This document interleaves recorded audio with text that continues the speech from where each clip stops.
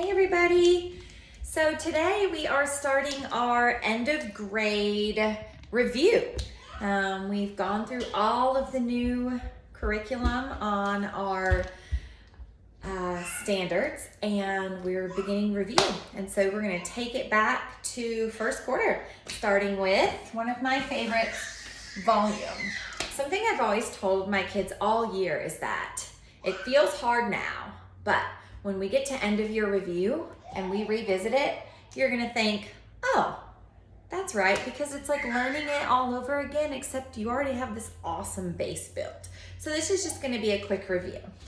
Probably what you remember about volume, or hopefully what you remember about volume, is that the formula for finding volume is that volume equals length times width, which is just like finding area, or the base area, and then we just have to add in a third measurement of finding the height because this is a 3D shape and not a flat 2D shape. So anytime you are solving a volume problem, I want to see that formula written on your paper. V equals L times W times H, no matter what. That formula should be written on your paper. We know that V stands for volume is equal to length times width times height. Okay, so I've printed out a few prisms and cubes for you guys just to kind of see. So if we know that the length of this rectangular prism is 8 and the width is 3 and the height is 6 inches, then we would just plug in those numbers in the formula in order to find our solution. So V would stay a V because we don't know the volume. L is for length. The length is 8, so I would write an 8. Copy down my multiplication. W, the width is 3, so I would write a 3. And then H stands for height, and in this case, the height is 6. So we have length times width times height, which is 6. Now you can multiply these 3 digits any way that you like. You can go ahead and do the first 3 and then do the last.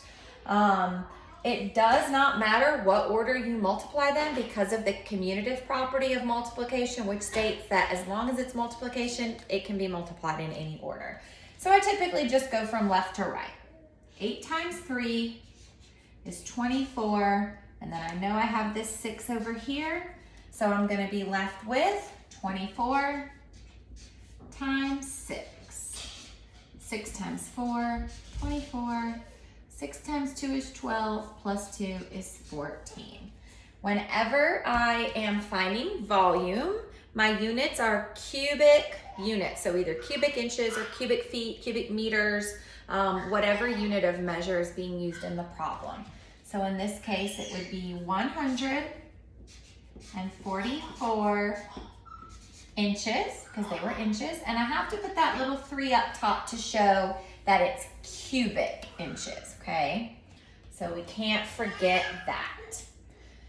All right, so that is how you would solve a volume problem when you have just your basic measurements, your length times your width and your height. We all know it's not always that easy. Sometimes you're gonna have prisms or cubes that look like this. In this case, you're still gonna use the same formula. V equals length times width times height. And in this case, instead of them giving us the measurements like they did here, we actually have to count them. But we still need the same measurements. We still need the length, we still need the width, we still need the height. So in order to find my length, I would kind of highlight here and then just count how many squares are there. 1, 2, 3, 4, 5. So I know my length is 5. In this case, these would just be called units because it doesn't tell me a centimeter, a meter, a millimeter, an inch, a foot. So I would just call it a unit. So volume is equal to length, which is 5, times width. In this case, I'm going to count backwards. I'm going to count how many cubes I see for my width. 1, 2, 3.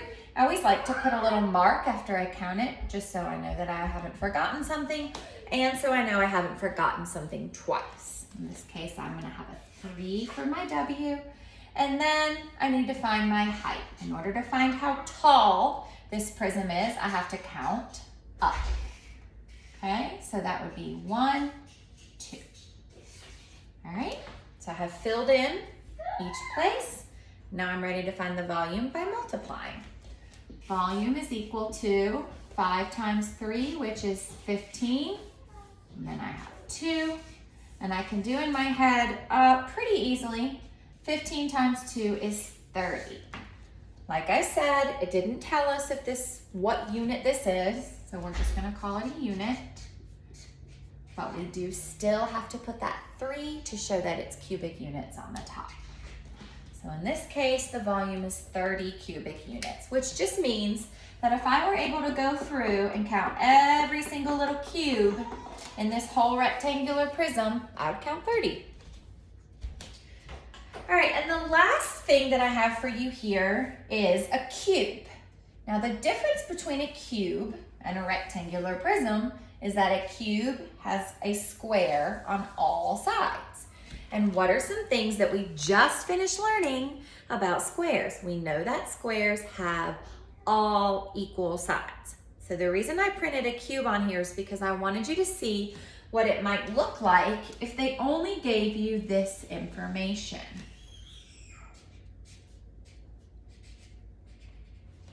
So sometimes you're gonna see something like this. It's gonna tell you that one side is 4 inches, and it's gonna ask you to find the volume. And your first instinct, your first gut, what you want to say is, well, it only gave me one measurement. So in this case, you have to kind of use what you know, okay? If you know that a square is all 4 sides that are equal, then you know that every single side on this square is 4 inches. So you can go through, highlight every single one. Every side on this square is 4 inches. The only thing we need are 3 of those sides. We need the length, which is 4. We need the width, which is 4. And we need the height, which, you guessed it, is 4.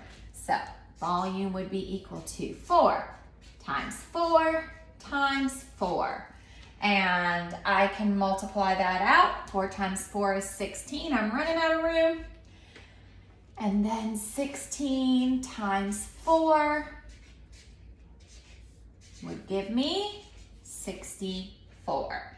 Now in this case, we were given a unit. It was inches. So I would write my answer inches. And then what kind of inches are they? Always with volume, cubic inches.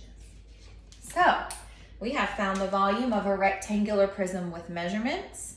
We found the volume of a rectangular prism with cubic units.